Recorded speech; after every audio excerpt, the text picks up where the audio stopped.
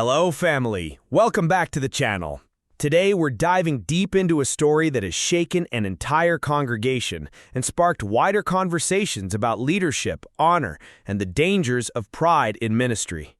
At Macedonia Worship Center, a worship leader named Mahogany, faithful, committed, and beloved, was suddenly informed on a Sunday morning that the church would no longer be compensating her for her service.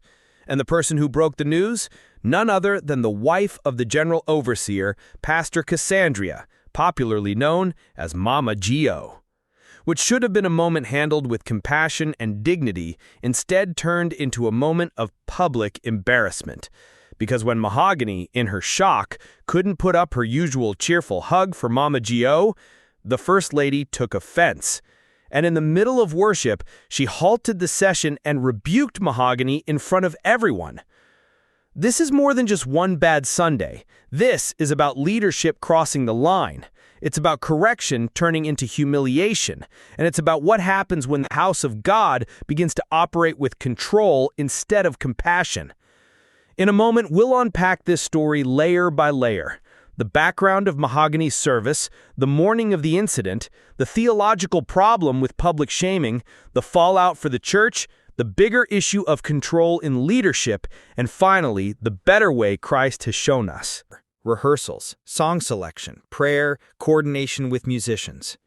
Why churches often choose to financially support worship leaders. 1 Corinthians 9:14. The Lord has commanded that those who preach the gospel should receive their living from the gospel. Mahogany's ministry wasn't just music, it was warfare. Worship leaders prepare the ground for the word. They carry the emotional and spiritual atmosphere of the service. To strip her of support without honor was not just administrative negligence, it was spiritual insensitivity. The Sunday morning incident. The timeline? Mahogany arrives ready to serve, but minutes before service, Mama Gio calls her aside. The shocking news? Your pay is discontinued. No meeting, no forewarning, just a blunt message. Emotional weight? Imagine being told this moments before leading people into God's presence. Mahogany's natural response, struggling to maintain composure. She couldn't force a smile or give her usual warm hug. Mama Gio's reaction? Offense. Not compassion, not understanding. The escalation?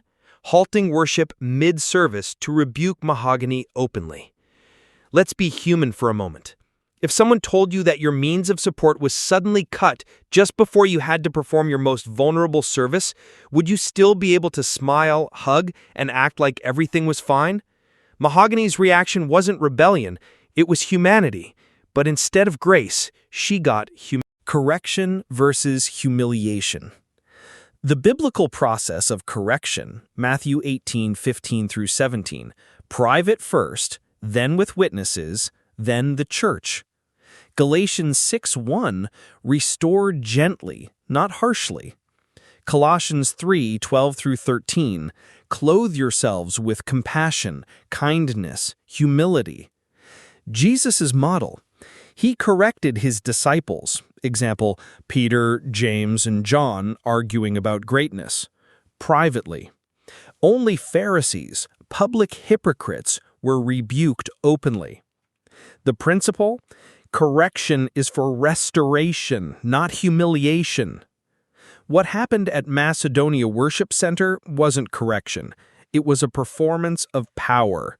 It wasn't about helping Mahogany grow. It was about defending pride. And when correction becomes about ego, it ceases to be godly discipline. The deeper issue. Defining spiritual control versus spiritual leadership. Signs of control. Decisions made unilaterally. Public shaming as discipline. Expectation of loyalty over love. The danger of touch not the anointed being misused to silence critique. Parallels. Other churches where authoritarian leadership led to splits, scandals, or collapse. The psychological effect. Members begin to serve not out of joy, but out of fear. A shepherd leads from the front. A dictator drives from behind. When churches become places of control instead of compassion, they stop being reflections of Christ and start being reflections of pride. The better way. How it should have been handled. Inform Mahogany in advance, in private, with love. Offer support in the transition. Affirm her service publicly, even if pay stops. Correct privately, never in public spectacle. The model of Jesus, washing his disciples' feet, even Judas. Leaders are called to wash feet, not step on them. To honor, not humiliate. To restore, not shame. That's the heart of Christ-like leadership. My friends, the story of Mahogany and Mama Gio is not just about one Sunday at Macedonia Worship Center. It's about what happens when correction loses compassion, when honor is withdrawn, and when leadership becomes control. The church should be a refuge. Instead, it became a stage for humiliation. Let's pray. For Mahogany, for Mama Gio, for Pastor Cassandrea, and for every wounded member of that congregation. And let's also check our own hearts. Are we leading with love or with pride? If you have ever been humiliated in a church setting or served without honor, I invite you to share your story in the comments. Your testimony may bring healing to someone else.